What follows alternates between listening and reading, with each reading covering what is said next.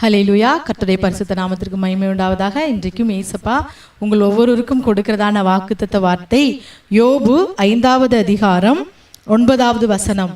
ஆராய்ந்து முடியாத பெரிய காரியங்களையும் எண்ணி முடியாத அதிசயங்களையும் அவர் செய்கிறார். ஆமேன். அவர் உங்கள் வாழ்க்கையிலே ஆராய்ந்து பார்க்க முடியாத பெரிய காரியங்களையும் எண்ணி முடியாத என்ன நினைக்க முடியாத அதிசயங்களையும் அவர் செய்கிற தேவனாயிருக்கிறார். ஏனென்றால் அவர் ஜீவனுள்ள தேவன். நமக்காக எல்லாவற்றையும் செய்வதற்காகவே இந்த உலகத்தில் மனிதனாய் வந்து பலியானவர். அவர் இன்றைக்கு உங்கள் வாழ்க்கையில செய்யும் அதிசயங்களை எண்ணி முடியாது. தேவன் உங்கள் வாழ்க்கையில செய்யும் அற்புதங்களை ஆராய்ந்து முடியவே முடியாதாம். இந்த வார்த்தையை யார் சொல்றான்னு பார்த்தீங்கன்னா, தேமானியனாகிய எலிப்பாஸ் யோபிடத்தில் வந்து சொல்லுகிறார். யோபிட்ட அவர் கஷ்டப்பட்டு எல்லாவற்றையும் இழந்து நிற்கும்போது, ஒன்றுமில்லாமல் நிற்கும்போது அவருடைய நண்பர்கள் எல்லாம் வர்றாங்க ஒவ்வொருத்தராக. அப்போ வந்து ஆறுதல் சொல்ல வரும்போது இந்த வார்த்தையை இந்த எலிப்பாஸ்ங்கிறவர் சொல்கிறார். இதை மாத்திரம் சொல்லலை, இதோடு கூட அவர் நிறைய காரியத்தை சொல்கிறார்.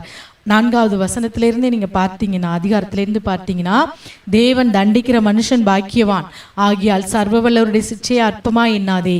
காயப்படுத்தி காயம் கட்டுகிறார், அடிக்கிறார், அவர் கை ஆற்றுகிறது. பஞ்ச காலத்தில் உன்னை மரணத்திற்கும் யுத்தத்திலே பட்டய வெட்டுக்கும் உன்னை விலக்குவார், உன்னை மீட்டு கொள்வார். நாவின் சவுக்குக்கு மறைக்கப்படுவீர், பாலாக்குதல் வரும்போது பயப்படாதிருப்பீர் என்று இதையெல்லாம் அவர் சொல்லிட்ட பிறகுதான் என்ன சொல்றார் பாருங்க, ஆராய்ந்து முடியாத காரியங்களை செய்வார் என்று சொல்லி.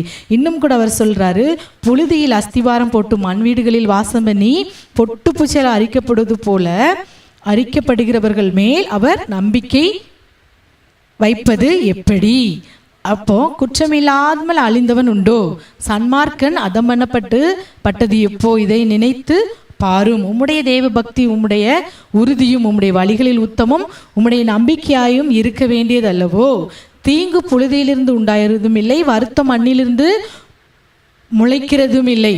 மனுஷன் வருத்தம் அனுபவிக்கவே பிறந்திருக்கிறான். அப்படியெல்லாம் சொல்லிட்டு, ஆனாலும் இதெல்லாம் சொல்லிட்டு அவர் சொல்றாரு, ஆனாலும் நான் தேவனை நாடி என் நியாயத்தை தேவனிடத்தில் ஒப்புவிப்பேன். ஆனாலும் நான் என்ன செய்வேன், இதெல்லாம் கர்த்தர் செய்தாலும், இதையெல்லாம் கர்த்தர் செய்தாலும் நான் என்ன செய்வேன், தேவனை நாடி என் நியாயத்தை ஒப்புவிப்பேன்.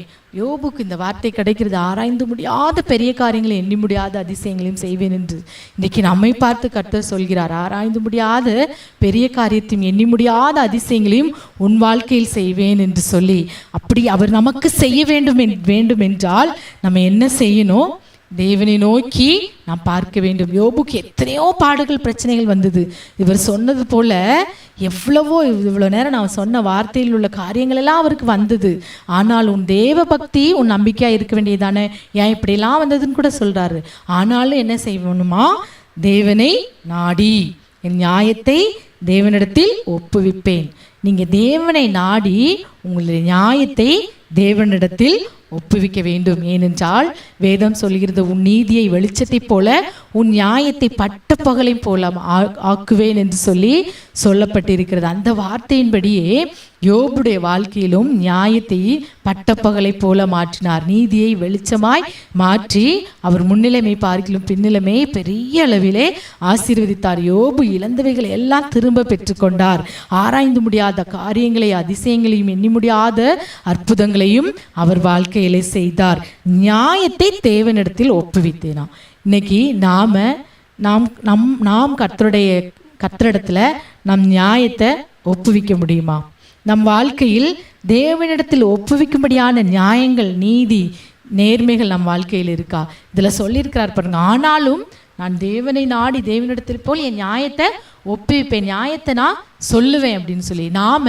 நம்முடைய நியாயத்தை சொல்லும் அளவுக்கு நம் வாழ்க்கையிலே நியாயமும் நீதி நெறிகளை நாம் கடைபிடிக்கிறோமா?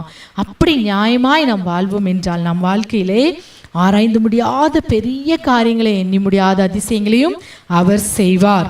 ஆமேன். இந்த நாளிலும் இதை கேட்கிற அருமையான தேவனுடைய பிள்ளைகளே, உங்கள் வாழ்க்கையிலும் என்ன பாடுகள், என்ன பிரச்சனைகள் எதுவாக இருக்கட்டும், யோபுக்கு வராத பாடுகளா எல்லாவற்றிலும், ஆனாலும் நான் என்ன செய்வேன், தேவனை நாடி என் பக்கத்தில் உள்ள நியாயத்தை நான் சொல்லுவேன், அப்போது அவர் செய்வார் என்ற வார்த்தையின்படி நீங்கள் கர்த்தரை நாடி தேடி வரும்போது உங்களிடத்தில் நியாயம் இல்லையா, அவர் சிலுவையிலே எல்லாரையும் ரட்சித்து அவர் என்ன செய்திருக்கிறார், பாவிகளை கூட நீதிமானாக்கியிருக்கிறார். அந்த விசுவாசத்தில் நாம் கர்த்தருடைய சமூகத்தில் சாய்வேசப்பா, நான் ஒன்றுமில்லை, என்னிடத்துல எந்த நியாயமும் இல்லை, உம்முடைய சிலுவையினாலே நான் இன்னைக்கு நீதிமானாக்கப்படுகிறேன் என்று சொல்லி அதை விசுவாசித்து அவருடைய சமூகத்தில் நாம் வருவோம் என்றால், அருமையான தேவனுடைய பிள்ளைகளை, உங்கள் வாழ்க்கையிலும் கூட கர்த்தர் இந்த நாளில் எண்ணி முடியாத அற்புதங்களை அவர் செய்வாராகவே.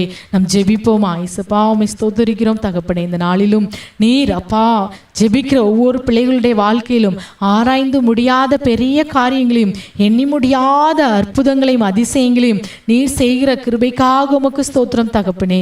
இயேசுவே, உம்மை ஸ்தோத்திரிக்கிறோம் தகப்பனே. ஆபிரகாமுக்குள் நீர் எல்லாரையும் ஆசீர்வதிப்பது போல கர்த்தராகிய இயேசு கிறிஸ்துவே உமக்குள் நீர் இந்த நாளில் ஜெபிக்கிற ஒவ்வொரு பிள்ளைகளையும் ஆசீர்வதிங்க தகப்பனே. இந்த வார்த்தைகள், இந்த வாக்குத்தத்த வார்த்தைகள் இந்த நாளில் பலிக்கட்டும், பெரிய காரியங்களை செய்யும். சகல துதிகன மகிமையெல்லாம் உமொருவருக்கே செலுத்துகிறோம். இயேசுவின் நாமத்தில் ஜெபிக்கிறோம் எங்கள் நல்ல பிதாவே, ஆமேன்.